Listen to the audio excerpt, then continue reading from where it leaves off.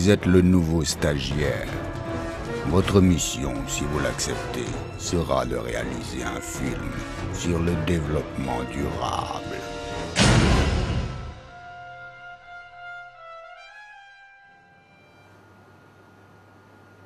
Le développement durable. Mais qu'est-ce que c'est que ça encore? Oh, et puis je laisse tomber, j'y arrive pas.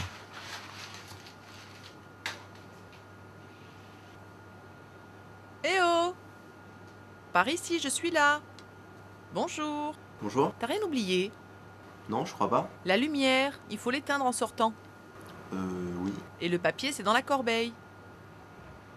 T'as jamais entendu parler d'économie d'énergie? Non. Dérèglement climatique? Non plus. Développement durable? Ah, ça oui, j'ai un boulot à faire là-dessus. Eh bien justement, éteindre la lumière en fait partie. Ah bon? Bon, on va commencer par le début. Petite explication sur le développement durable. Le développement durable répond aux besoins du présent sans compromettre la capacité des générations futures à répondre aux leurs. Oui, j'ai pas tout saisi là. Je la refais en simplifié. Concrètement, qu'est-ce que le développement durable? En quelques siècles, l'homme est devenu le dominant. Il a su tirer parti des ressources de la nature pour vivre et évoluer. Mais aujourd'hui, la planète fatigue. C'est là que le développement durable intervient. Pour que nos enfants, les enfants de nos enfants, les enfants des enfants, enfin bref, pour que tout ce beau monde puisse bénéficier à son tour des richesses que nous offre la Terre, il faut apprendre à vivre autrement pour replacer l'homme au cœur de son environnement. Ok, je comprends mieux. Mais si le développement durable doit améliorer les conditions de vie au quotidien, tout en diminuant les risques de pollution, quel est le rapport avec la marine? Bonne question. Figure-toi que la marine est directement concernée. La base navale de Toulon est le premier port militaire de Méditerranée, le premier partenaire économique et employeur du Var, le premier site industriel au cœur d'une des plus belles rades d'Europe.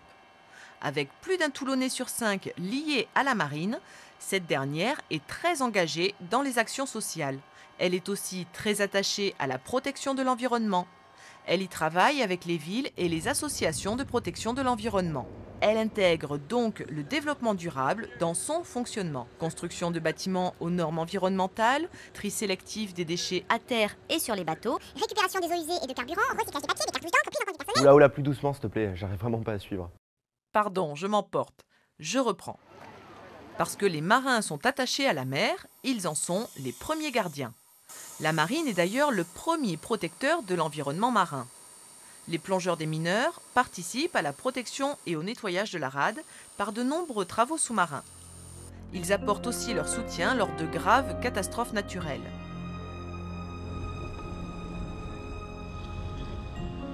Les cétacés font l'objet de l'attention de la marine, qui travaille par exemple en partenariat avec Éco-Océan. Ainsi, hélicoptères et sémaphores de la marine contribuent directement aux travaux des scientifiques de l'association tout au long de l'année. Répartis sur toute la côte et impliqués dans la lutte anti-pollution, les sémaphores peuvent pister des bâtiments suspects sur une zone très vaste, permettant ainsi leur interception et la mise en place de systèmes anti-pollution si nécessaire. Ce sont les yeux de la mer, mais ils ne sont pas les seuls. Les douanes, la gendarmerie maritime et la marine travaillent ensemble pour empêcher les pollutions en mer.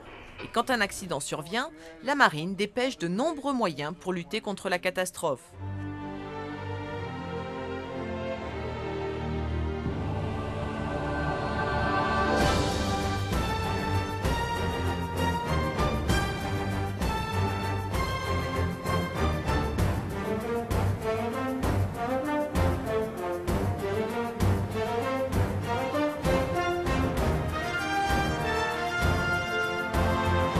Et pour qu'une pollution soit au mieux contenue, la France travaille en coopération avec ses voisins, dont l'Espagne et l'Italie.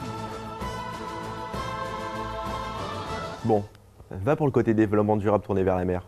Mais il n'y a pas que la mer. Comment vous appliquez le développement durable sur base par exemple? Hey, c'est toi qui dois bosser dessus. Oui, mais tu fais ça si bien. Bon, d'accord. Dans la rade, la marine a un comportement responsable. Le dépôt du Lazaret est aujourd'hui certifié ISO 14001, norme environnementale européenne. C'est un dépôt d'hydrocarbures spécialisé dans le dégazage, le déballastage et le traitement des eaux usées des bateaux de la marine. Cette démarche en faveur de l'environnement vise aussi à protéger l'activité des professionnels de la pêche.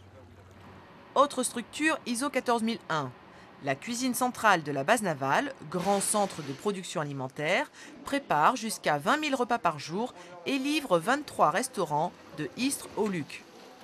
Parce qu'elle doit répondre à des critères de qualité, la cuisine a mis en place du tri sélectif, le recyclage, la récupération des graisses et le traitement des eaux usées avec contrôle effectué tous les mois pour en vérifier la qualité. Les mêmes mesures s'appliquent à bord des bâtiments en mer comme le Mistral pour des navires plus propres, tri sélectif, incinérateur pour déchets et plus économiques, moteur électrique, basse consommation de carburant. Pour le nettoyage des coques des bateaux de la base navale, les échafaudages ont été remplacés par un robot qui a bien des avantages. Diminution des risques de pollution, d'accidents, facilité d'utilisation et gain de temps. Le centre d'entraînement de lutte contre les incendies possède des salles d'entraînement incendie bâties avec des systèmes de récupération des eaux usées traitées par une station d'épuration. Ces actions s'inscrivent dans le cadre du contrat de baie auquel participe la marine. Ce contrat, lancé par Marthe, Mouvement d'action pour la rade de Toulon, et porté par le comité d'agglomération Toulon-Provence-Méditerranée, a pour mission de réduire les risques de pollution, de préserver la qualité de l'eau et de valoriser les activités et l'économie de la rade de Toulon. La marine, c'est aussi des mesures sociales qui prennent en compte le personnel. Formation, environnement, partenariat avec les missions locales pour faciliter la réinsertion des jeunes, sensibilisation du personnel au développement durable. C'est aussi une volonté de s'engager au quotidien, par exemple en favorisant le covoiturage qui permet une économie de carburant, une diminution de la pollution et la convivialité entre employés. Pour la rénovation de son patrimoine, la marine a choisi de travailler avec des associations de réinsertion des personnes en difficulté professionnelle, comme par exemple au fort de l'Aiguillette. Bon, je crois que maintenant, tu en sais suffisamment pour faire ton devoir. Et maintenant, j'y réfléchirai à 2 fois avant de laisser la lumière allumée. N'oublie pas une chose, la mer est aussi ton environnement et il faut la protéger.